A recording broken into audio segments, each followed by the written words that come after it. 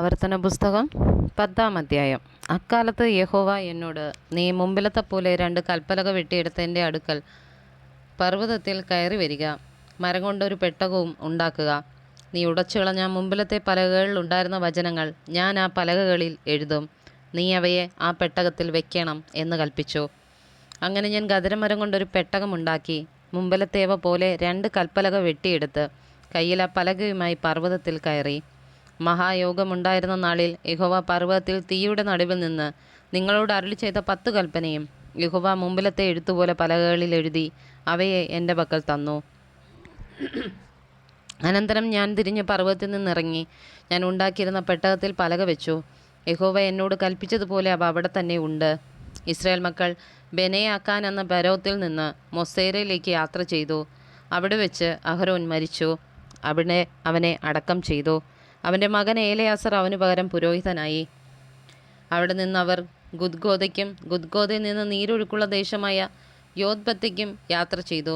അക്കാലത്ത് യഹോവ ലേവി ഗോത്രത്തെ യഹോവയുടെ നിയമപ്പെട്ടകം ചുമപ്പാനും ഇന്നുവരെ നടന്നു വരുന്നതുപോലെ യഹോവയുടെ സന്നിധിയിൽ നിന്ന് ശുശ്രൂഷ ചെയ്യുവാനും അവൻ്റെ നാമത്തിൽ അനുഗ്രഹിപ്പാനും വേർതിരിച്ചു. അതുകൊണ്ട് ലേവിക്ക് അവൻ്റെ സഹോദരന്മാരോടുകൂടെ ഓഹരിയും അവകാശവും ഇല്ല. നിന്റെ ദൈവമായ യഹോവ അവന് വാഗ്ദത്തം ചെയ്തതുപോലെ യഹോവ തന്നെ അവൻ്റെ അവകാശം. ഞാൻ മുമ്പിലത്തെ പോലെ 40 രാവും 40 പകലും പർവ്വതത്തിൽ താമസിച്ചു. ആ പ്രാവശ്യവും യഹോവ എൻ്റെ അപേക്ഷ കേട്ടു. നിന്നെ നശിപ്പിക്കാതിരിപ്പാൻ യഹോവയ്ക്ക് സമ്മതമായി. പിന്നെ യഹോവ എന്നോട്, നീ എഴുന്നേറ്റ് യാത്ര പുറപ്പെട്ട് ജനത്തിന് മുന്നടക്ക.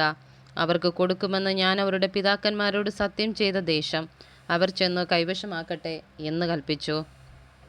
ആകയാൽ ഇസ്രായേലേ, നിന്റെ ദൈവമായ യഹോവയെ ഭയപ്പെടുകയും അവൻ്റെ എല്ലാ വഴികളിലും നടക്കുകയും അവനെ സ്നേഹിക്കുകയും നിന്റെ ദൈവമായ യഹോവയെ പൂർണ്ണ ഹൃദയത്തോടും പൂർണ്ണ മനസ്സോടും കൂടെ സേവിക്കുകയും ഞാൻ ഇന്ന് നിന്നോട് ആജ്ഞാപിക്കുന്ന യഹോവയുടെ കൽപ്പനകളും ചട്ടങ്ങളും നിന്റെ നന്മയ്ക്കായി പ്രമാണിക്കുകയും വേണം എന്നല്ലാതെ നിന്റെ ദൈവമായ യഹോവ നിന്നോട് ചോദിക്കുന്നത് എന്ത്?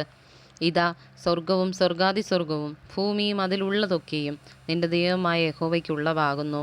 നിന്റെ പിതാക്കന്മാരോട് മാത്രം യഹോവയ്ക്ക് പ്രീതി തോന്നി അവരെ സ്നേഹിച്ചു.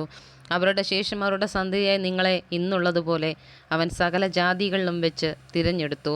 ആകയാൽ നിങ്ങൾ നിങ്ങളുടെ ഹൃദയത്തിൻ്റെ അഗ്രചർമ്മം പരിച്ഛേദന ചെയ്യുവിൻ. ഇനിമേൽ ദുശ്ശാഠ്യമുള്ളവരാകരുത്.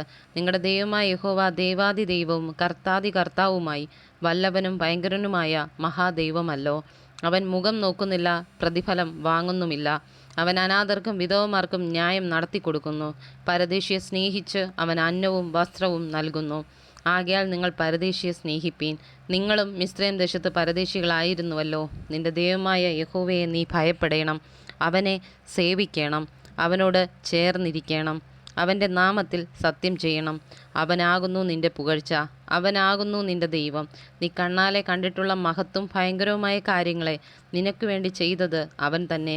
നിന്റെ പിതാക്കന്മാർ 7 ദേഹികളായി മിസ്രയീമിലേക്ക് ഇറങ്ങിപ്പോയി. ഇപ്പോഴോ